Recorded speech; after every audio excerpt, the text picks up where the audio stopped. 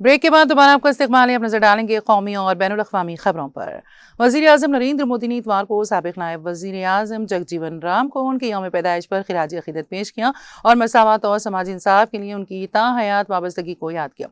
X पर share की गई एक पोस्ट में वज़ीर आज़म ने कहा कि साबिक़ नायब वज़ीर आज़म जगजीवन राम को उनके यौम पैदाइश पर आजिज़ाना खिराज अक़ीदत। उन्होंने अपनी ज़िंदगी मसावत और समाजी इंसाफ के मकसद के लिए वक़्फ़ कर दी। मुल्क के लिए उनकी गिरां कद्र खिदमात को हमेशा याद रखा जाएगा। जगजीवन राम, जिन्हें प्यार से बापूजी कहा जाता है, हिंदुस्तान के मुमताज़ तरीन सियासी रहनुमाओं में से एक और मुल्क की समाजी इंसाफ की जद्दोजहद में एक कलीदी शख्सियत है। उनकी पैदाइश 1908 में हुई थी। उन्होंने तहरीक आज़ादी में अहम किरदार अदा किया और आज़ाद हिंदुस्तान में दिफा, ज़राअत और मेहनत समेत कई अहम कलमदान संभाले।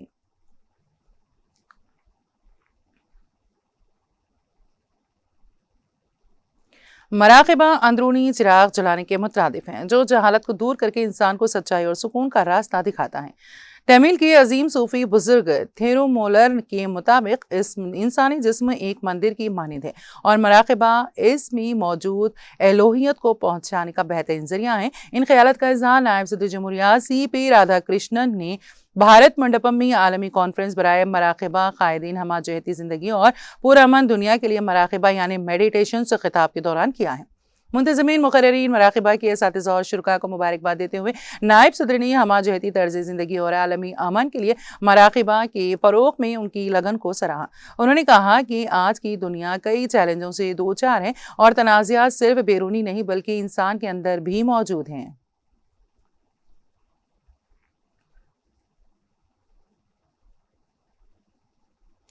मणिपुर के वज़ीर आला वाई खेम चंद ने इतवार को कहा कि उनकी तरजीह रियासत में देर पा अमन कायम करना है। वज़ीर आला हफ्ते से जेरीबाम ज़िले के दौरे पर है। उन्होंने मीडिया से बात करते हुए कहा कि हुकूमत जेरीबाम को एक मिसाली ज़िला बनाने के लिए पुरज़्म है। इस मौके पर उन्होंने मुजवज़ा बैन रियासती ट्रक टर्मिनल के मुकाम का भी जायज़ा लिया।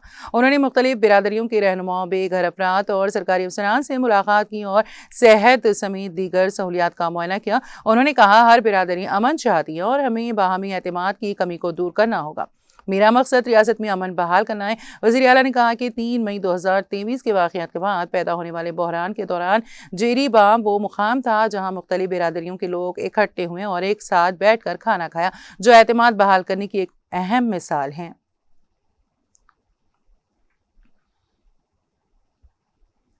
कांग्रेस सदर मल्लिकार्जुन खड़गे ने इतवार के रोज ईस्टर के मौके पर मुबारकबाद पेश करते हुए इस त्योहार से वाबस्ता उम्मीद, सच्चाई और हमदर्दी के लाजवाब पैगाम पर रोशनी डाली। सोशल मीडिया प्लेटफॉर्म एक्स पर अपनी एक पोस्ट में खड़गे ने कहा कि ईस्टर के पुरमसरत मौके पर दिली मुबारकबाद। हजरत ईसा अलैहिस्सलाम का दोबारा जिंदा होना इस बात का सबूत है कि सच्चाई हमेशा बातिल पर गालिब आती है। उम्मीद मायूसी से बुलंद होती हैं और नेकी बुराई को शिकस्त देती हैं। दुआ है कि ये ईस्टर हमदर्दी का जज्बा पैदा करें, भाईचारे के बंधनों को मजबूत करें और एक रोशन और ज्यादा पुरुमीद कल का आगाज करें।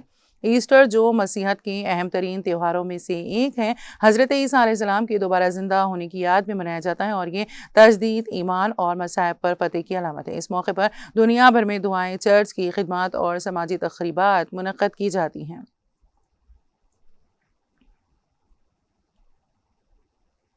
कांग्रेस के साबिक सदर और लोकसभा में अपोजिशन लीडर राहुल गांधी ने इल्जाम लगाया है कि मोदी हुकूमत खवातीन की हिफाजत को लेकर संजीदा नहीं है और सब कुछ इत्मीनान बख्श कहकर पार्लियामेंट में पूछे गए हर सवाल पर गुमराह करती हैं।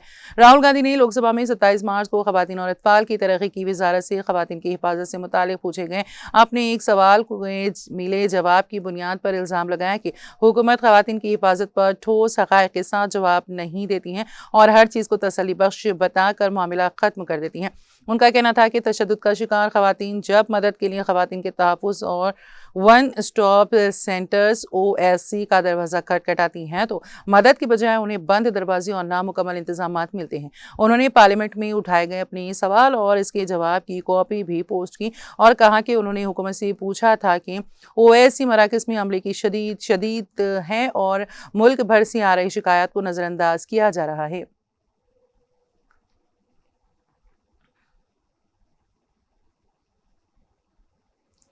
कांग्रेस लीडर राहुल गांधी और party general secretary Priyanka Gandhi ने इतवार को ईस्टर के मौके पर मुबारकबाद पेश की और इस त्योहार से वाबस्ता खुशी, हमदर्दी और उम्मीद की इकदार को उजागर किया। एक्स पर शेयर की गई एक पोस्ट में राहुल गांधी ने कहा कि आपको और आपके प्यारों को ईस्टर मुबारक हो। ये खास मौका आपकी जिंदगी को खुशियों, हम आहंगी और खुशहाली से भर दे। प्रियंका गांधी ने भी इसी प्लेटफॉर्म पर अपनी ख्वाहिशात का इजहार करते हुए कहा कि सभी को ईस्टर की दिली मुबारकबाद। मोहब्बत, हमदर्दी और मेहरबानी इन मुश्किल वक़्तों में हमारी रहनुमाई करें।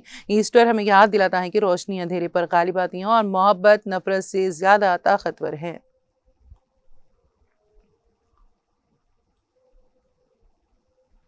कांग्रेस के सीनियर रहनुमा जयराम रमेश ने इतवार के रोज वजीर आजम नरेंद्र मोदी पर कड़ी तनकीद करते हुए इल्जाम लगाया है कि वो लोकसभा की नशिस्तों में मुजवजा इजाफे के हवाले से आवाम को धोखा देने की कोशिश कर रही हैं। एक सख्त अल्फाज पर मबनी बयान में रमेश ने इल्जाम लगाया है कि वजीर आजम गुमराहकुन बयान देकर धोखादही की अपनी पुरानी चालें चल रहे हैं। उन्होंने वजीर आजम मोदी के इस दावे का हवाला दिया जिसमें कहा गया था कि लोकसभा की नशिस्तों में 50% इजाफा जनूबी हिंद की रियासतों के लिए नुकसानदेह साबित नहीं होगा। जयराम रमेश ने कहा कि वजीर आजम कहते हैं कि अगर लोकसभा की ताकत में 50% इजाफा किया जाए और हर रियासत की नशिस्तों में भी 50% इजाफा हो तो जुनूबी रियासतों को कोई नुकसान नहीं पहुंचेगा।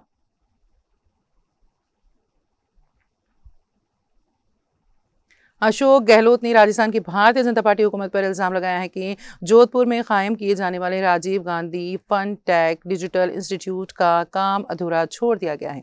उन्होंने इतवार को सोशल मीडिया के जरिए ये बात कही। गहलोत ने कहा कि कांग्रेस हुकूमत ने राजस्थान के नौजवानों को जदीद टेक्नोलॉजी जैसे आर्टिफिशियल इंटेलिजेंस, डेटा एनालिटिक्स और साइबर सिक्योरिटी में आलमी मियार की तरबियत फराहम करने के मकसद से इस इदारे की बुनियाद रखी थी। उन्होंने अफसोस का इजहार करते हुए कहा है कि जिस मनसूबे को मार्च 2024 तक मुकम्मल होना चाहिए था वो आज बीजेपी हुकूमत की बेतवज्जुही की वजह से रुका हुआ है।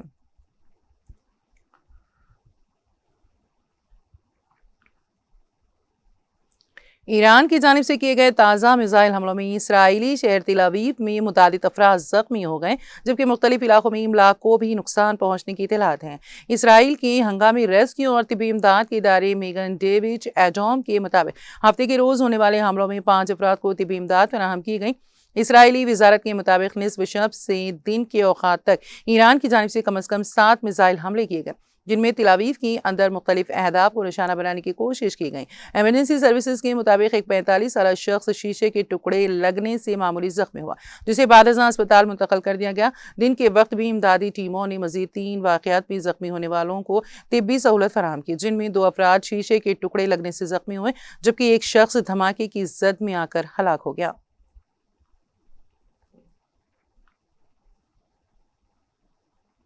अमेरिकी सदर डोनाल्ड ट्रंप की तबीयत से मुतालिक अफवाहों ने उस वक्त जोर पकड़ लिया जब उनके तयशुदा अवामी मसरूफियात अचानक मनसूख कर दी गई। ताहम व्हाइट हाउस ने इन खबरों को बेबुनियाद करार दिया है। व्हाइट हाउस की जानिब से जारी बयान में वाज़ेह किया गया है कि सदर को Walter red national military medical centre मुंतकिल किए जाने की इतलात दुरुस्त नहीं है। सोशल मीडिया पर गर्दिश करने वाली अफवाहों में दावा किया जा रहा था कि 79 साल सदर की सेहत खराब है। ताहम हुक्काम के मुताबिक सदर अपनी जिम्मेदारियां मामूल के मुताबिक अंजाम दे रहे हैं और उनकी सेहत से मुतालिक खदशात की कोई हकीकत नहीं।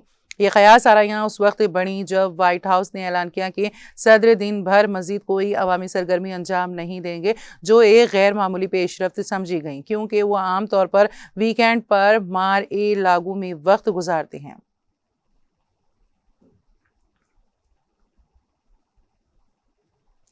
यमन की हूसी जमात ने दावा किया है कि उसने इसराइल के अंदर मुख्तलिफ मकामात को निशाना बनाते हुए एक नई फौजी कार्रवाई अंजाम दी है, जो हालिया कशीदगी के तनाजुर में मुसलसल हमलों की कड़ी है। बरतानवी खबरसां इदारे रॉयटर्स के मुताबिक हूसियों ने हफ्ते की रात मिसाइल और फिजाई हमले किए, जिनमें तिल अवीव एयरपोर्ट और इसराइली फौजी तंसीबात को हदफ बनाया गया। हूसी जमात का कहना है कि ये इस नोवियत की 5वीं कार्रवाई है जब से 28 मार्च को उन्होंने ईरान पर जारी अमेरिकी वो इसराइली हमलों के पस मंजर में जंग में बराह रास्त शमूलियत का ऐलान किया था। हूसियों के फौजी तर्जमान यहिया सरी ने एक बयान में कहा कि ये सरहद पार कार्रवाई ईरान और लेबनान की हिजबुल्लाह के साथ मिलकर की गई हैं।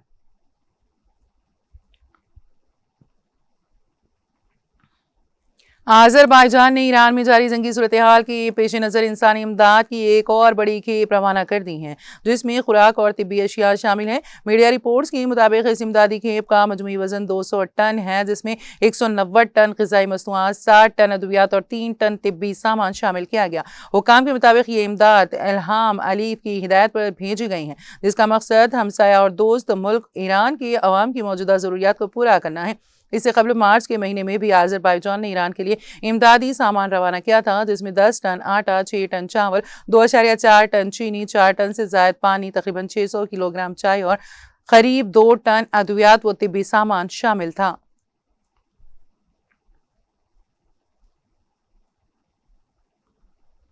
अमेरिकी सदर डोनाल्ड ट्रंप ने ऐलान किया है कि ईरान में मार गिराया गया F-15E जेट का को पायलट महफूज हैं और इसे बचाने के लिए अमेरिकी तारीख का सबसे दिलेराना सर्च एंड रेस्क्यू ऑपरेशन अंजाम दिया गया।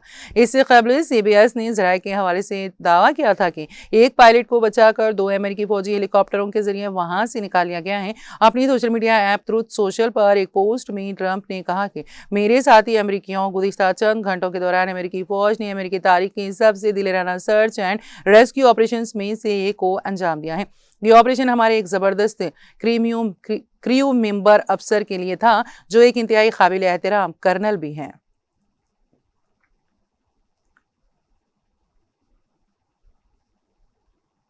कुवैत के ज़िले शुएक में एक ऑयल रिफाइनरी में आग भड़क उठी, जबकि इतवार के रोज होने वाले ड्रोन हमलों के सिलसिले में कुवैती वजारत खजाना की इमारत को भी शदीद नुकसान पहुंचा है। अब तक किसी जानी नुकसान की इत्तला नहीं मिली है। कोना न्यूज़ एजेंसी के मुताबिक वजारत खजाना के कॉम्प्लेक्स में काम करने वाले मुलाजिमीन को हिदायत की गई है कि वो घरों से काम करें, वर्क फ्रॉम होम, क्योंकि हमले के नतीजे में इमारत को बड़े पैमाने पर माली नुकसान पहुंचा है। इससे कबल बुध के रोज ड्रोन्स ने कुवैत इंटरनेशनल एयरपोर्ट को निशाना बनाया था, जिससे ईंधन के टैंकों में आग लग गई थी। याद रहे कि 28 फरवरी को अमेरिका और इसराइल ने ईरान में तेहरान समेत मुख्तलिफ मुकामात पर हमले शुरू किए थे, जिसके नतीजे में माली नुकसान और शहरी हलाकतें हुई थी।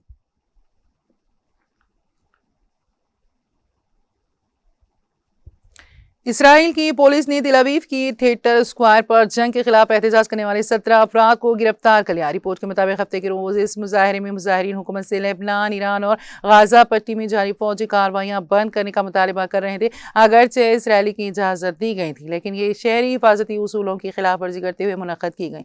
खवानीन के मुताबिक रॉकेट हमलों के खदशे के पेश नजर खुले मुकामात पर 50 से ज्यादा अफराद के जमा होने पर पाबंदी है। ऐनी शाहिदीन के मुताबिक पुलिस ने घुड़सवार दस्ते के जरिए मुजाहिरीन को मुंतशिर किया, जिसके नतीजे में सिक्योरिटी एहलकारों और मुजाहिरीन के दरमियान झड़पें भी हुई।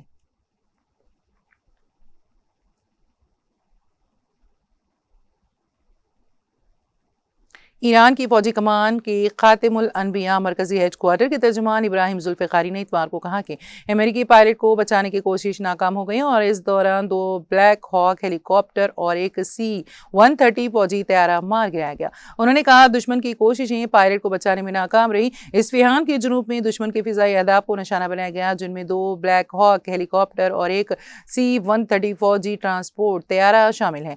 अब वो जल रहे हैं। यह बयान ईरानी सरकारी नशरियाती इदारे IRIB ने नशर किया।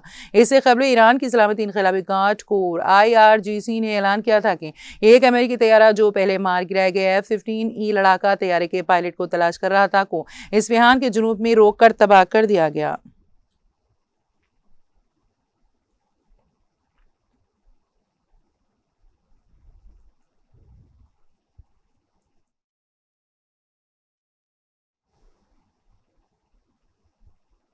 और अब आखिर में एक नजर हेडलाइंस पर। चीफ जस्टिस ऑफ इंडिया ने तेलंगाना हाई कोर्ट जोन 2 की इमारतों का रखा संग बुनियाद। इंसाफ तक रसाई को यकीनी बनाने के लिए मजबूत अदालती ढांचे की अहमियत पर दिया जोर।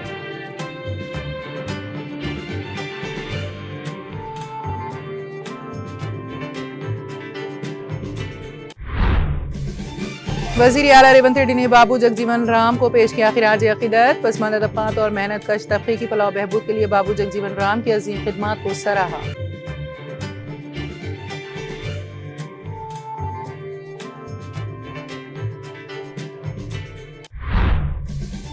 वजीर आला रेवंत रेड्डी ने ईसाई बिरादरी को ईस्टर की दी मुबारकबाद। कहा यह दिन लोगों को सच्चाई, हमदर्दी, ईमान और इत्तेहाद जैसे आला इक़दार पर अमल करने की देता है तरगीब।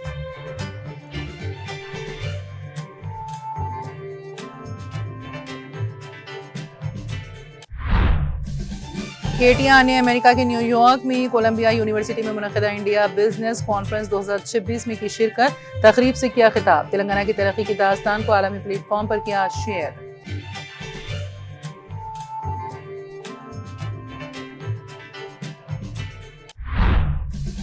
नादिर गुल में दलित और कमजोर तबकात की जमीनों को कांग्रेस कायदीन कब्जा करने की कर रही है कोशिश, बाउंसर लगाकर गरीब किसानों पर हमले करवाए जा रहे हैं। तेलंगाना भवन में साबिक वजीर वो BRS deputy flow leader Harish Rao का मीडिया से खिताब।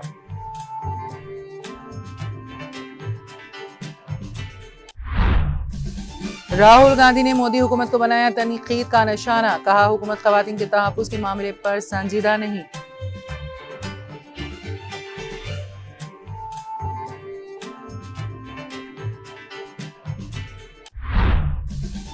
इसराइल में ईरानी मिसाइल हमलों में 5 अफराद जख्मी, कई इमारतें मुतासिर।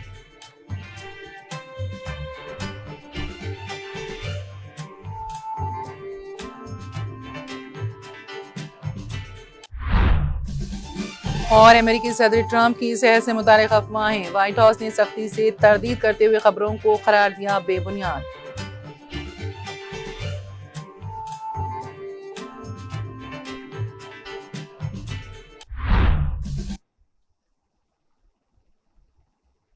तेलंगाना एक्सप्रेस में फिलहाल इतना ही। ताज़ा तरीन अपडेट्स के लिए देखते रहिए टीटीवी। अब मुझे और मेरी पूरी टीम को दें इजाज़त। खुदा हाफिज।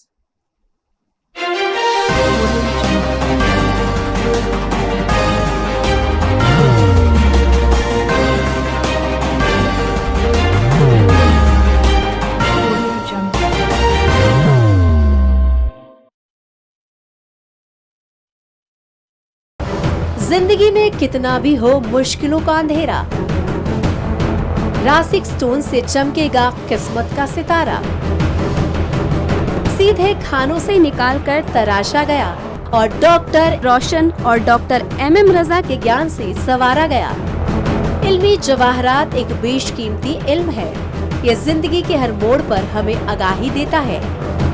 हमारी नाकामयाबी, कारोबार में परेशानी, शादीशुदा जिंदगी में तनाव, औलाद की परेशानी, प्यार के मसाइल, लव मैरिज, पैसों की तंगी, पढ़ाई में असफलता, सेहत में खराबी, क्या यही है जिंदगी? कैसे मिलेगी हमें इन सब से राहत? इन सब मुश्किलों से निजात पाने के लिए जेमोलॉजिस्ट डॉक्टर रोशन और डॉक्टर MM रजा से एक मुलाकात बदल सकती है जिंदगी और तकदीर दोनों। Bangalore, Hyderabad, Visakhapatnam, Vijayawada, Dubai, Delhi, Mumbai. One visit can change your life.